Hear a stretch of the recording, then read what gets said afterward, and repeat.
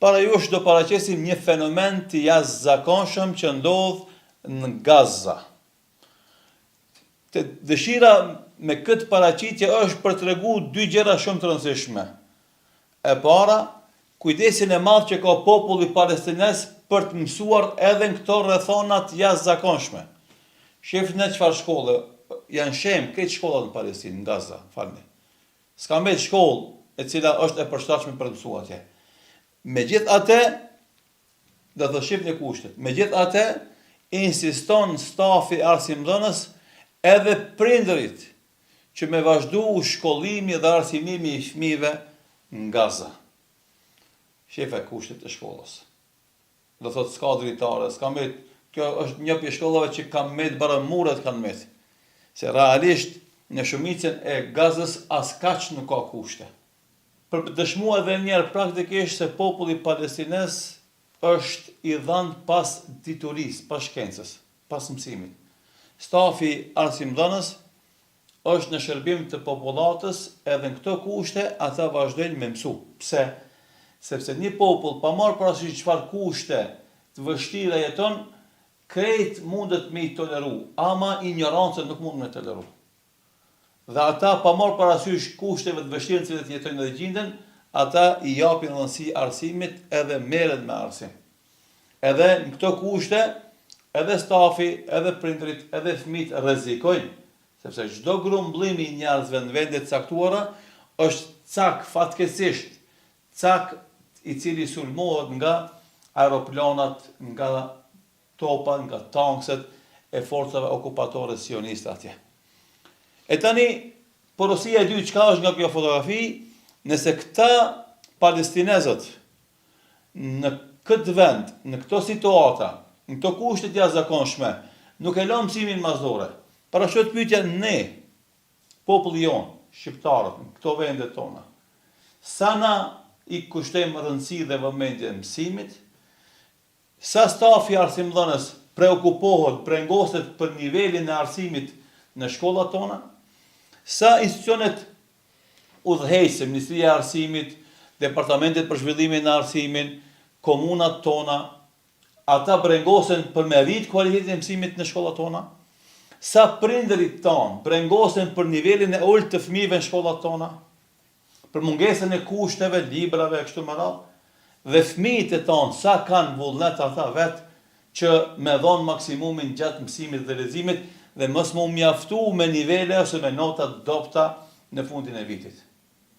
E pastaj krejt na si popull, çka bëjmë na konkretisht për ta ndryshuar këtë gjendje tmerruese e cila gjendet në shkollat tona, në kurrikulat e shkollave tona, librat, domethënë, në stafin arsimdhënës, në drejtoritë e shkollave tona, në drejtoritë e zhvillimit të arsimit, në ministritë e arsimit, në qeveritë tona, familjet tona dhe të fëmijët tonë. Nëse ata në luftë nuk nalen të mësu, në paqe. Nëse përpara s'kena pas kushte, tash keni kushte më të mira. S'kena pas shkolla në gjuhën shqipe, vende të caktuara si flas për Maqedoninë.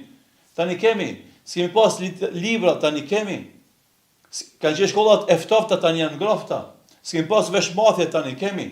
Çka na pengon neve që na të arsimohemi edhe të rrisim cilësinë e arsimimit tonë. A hala duhet me vazhdu shkollat tona me qenë fund të listës së PISA-s, ajo qendër që merret me rangimin e nivelit të arsimit në shtetet e botës? Nuk duhet na të kalojmë në nivele më të larta që të mos jemi të fundit në këtë listë.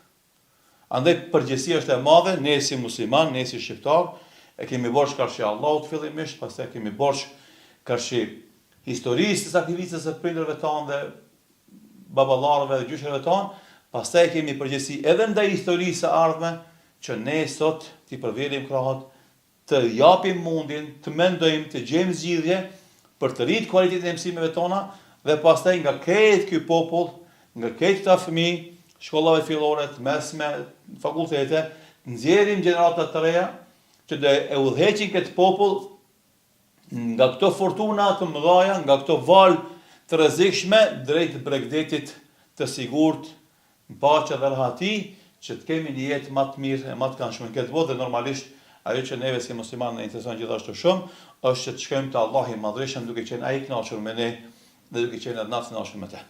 Andaj krahasim është i patjetërsueshëm. Ata në kushtet luftës nuk e lëm mësimin, fëmijët e tonë sa pa mungojnë në shkollë. Fëmijët e tonë ku ta shohësh listën e mungesave, ma shumë mungojnë se sa shkojnë në shkollë.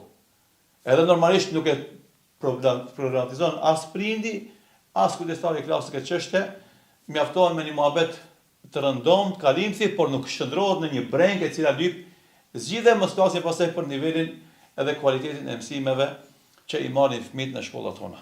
Andaj ta marrin porosim, këta nuk dorëzohen, e pse na duhet dorëzohemi.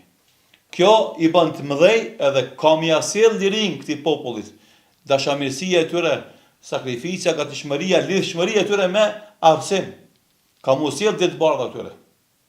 E neve, nëse nuk jepemi pas arsimit, çfarë do fitore që të kemi në çfarë do majdani, nuk ka me na siguru ardhmëri të lumtur, edhe ardhmëri domethënë sigurt, edhe të rahatshme, edhe të prosperuese në jetën e shoqërisë sonë dhe popullit tonë.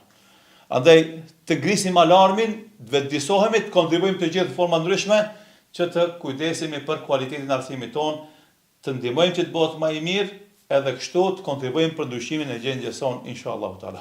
Nuk mundemi na me ndryshu veten tonë, me ndryshu gjendjen e popullit tonë nëse na nuk e ndryshojmë veten tonë. E fillimi i ndryshimit tonë është me fillimin e ndryshimit tonë të qasjes tonë kafshi i leximit edhe mësimit. Kur ta fillojmë këtë ndryshim, atëherë këtë punë tjetër kanë më ndryshu formën më të mjaftueshme, edhe jo rastësisht është ajeti kuranor lexo. Jo rastësisht është ajeti i parë kuranor lexo, sepse me lexim njeriu e ngrit vetveten edhe jep pozicione të larta kudo që shkon ai pastaj në jetën e vet. Allahu na vetëdijsoft, Allahu i ndihmoft popullin palestinez, u dhash kushte më të mira për zhvillimin e shkollimit, u dhash suksese në këto sakrifica, përfundofshin këto sakrifica me suksese, me triumf, edhe me fitore, edhe me liri, e neve gjithashtu na bëf dashamir të leximit dhe mësimit, edhe na përmirësoft dhe na udhëzoft gjithëve, edhe prindërit, edhe fëmijët, edhe stafin e arsimtanës, edhe gjithë ato që merren me arsim inshallah taala. Zoti shpërblet, selam aleikum wa rahmatullahi wa barakatuh.